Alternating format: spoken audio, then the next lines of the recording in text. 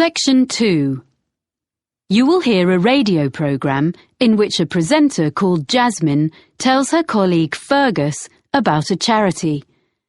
First, you have some time to look at questions 11 to 15.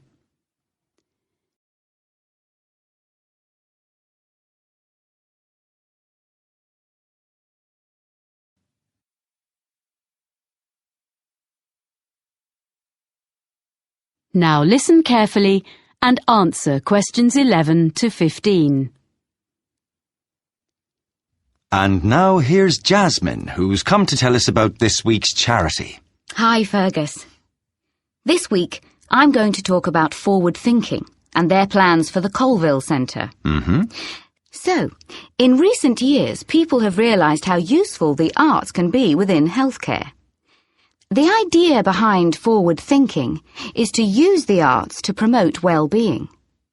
The charity develops projects for people with special needs and health problems, and also delivers training to healthcare professionals in using the arts, as well as supplying them with information and advice. Forward Thinking doesn't just run art and craft classes to distract people who are ill, or recovering from illness, but arranges longer-term projects and courses, as it's been shown that the arts can bring all sorts of positive changes in patients, including benefits such as shortening the length of stay in hospital and reducing the amounts of medicine they need. I see. Forward Thinking has experience of working with a broad range of people, from young adults with learning difficulties to older people in homes or daycare centres and people with physical disabilities. The organisation's been around since 1986, and it gradually expanded during the 1990s. Then, in the new millennium, it was decided to find a memorable name. So it's been operating as Forward Thinking for several years, in fact since 2005. It's quite a locally based charity, mainly for people in the southern part of this region, which includes all rural and urban communities outside the city of Clifton, which has its own organisation. There are, of course, some similar charities in other parts of the country, in London and so on. And what's the present fundraising in aid of? Yeah, well, the charity needs funding in order to buy the Colville Centre. This is a former village school, which was built in 1868. It was modernised and refurbished by the present owners last year, so it's ideal for art classes and for small social events, performances, seminars and so on. Forward Thinking is fundraising to purchase the building so they can use it to continue running classes and so on for the general public, and eventually also for some of the people they help. Before you hear the rest of the talk, you have some time to look at questions 16 to 20.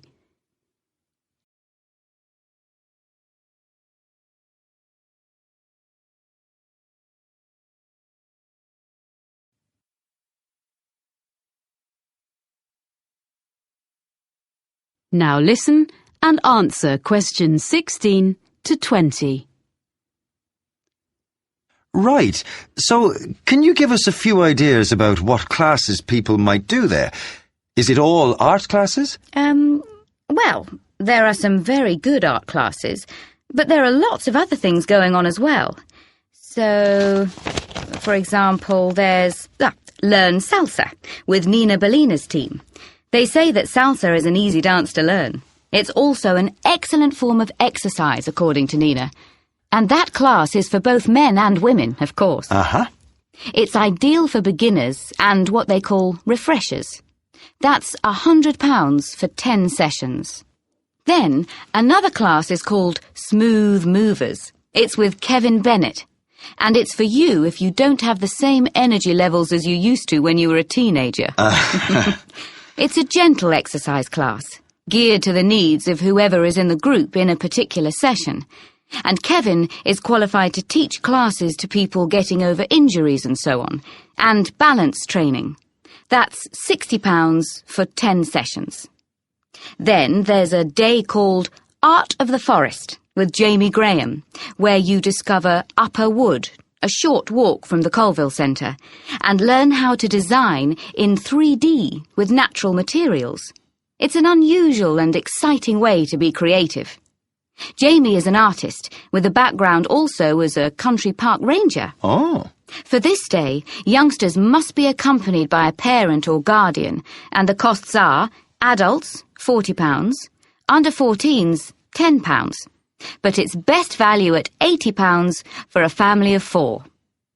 The next one is The Money Maze, and this is a series of talks by Peter O'Reilly, an independent financial advisor.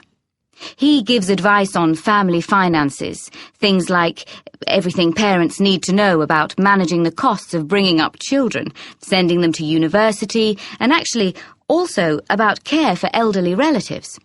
It's £10 per talk, which will all go to support forward thinking. And as a final example of what's on offer, there's Make a Play. That's for 8 to 14s. And this activity is such a hit that it usually sells out within days of being announced. Basically, what you do is write, rehearse, and perform a play in just 2 days. And it doesn't require any previous experience. I gather there's lots of fun and silliness along the way. And the best bit, perhaps, is that there's a performance for family and friends at the end. Aha!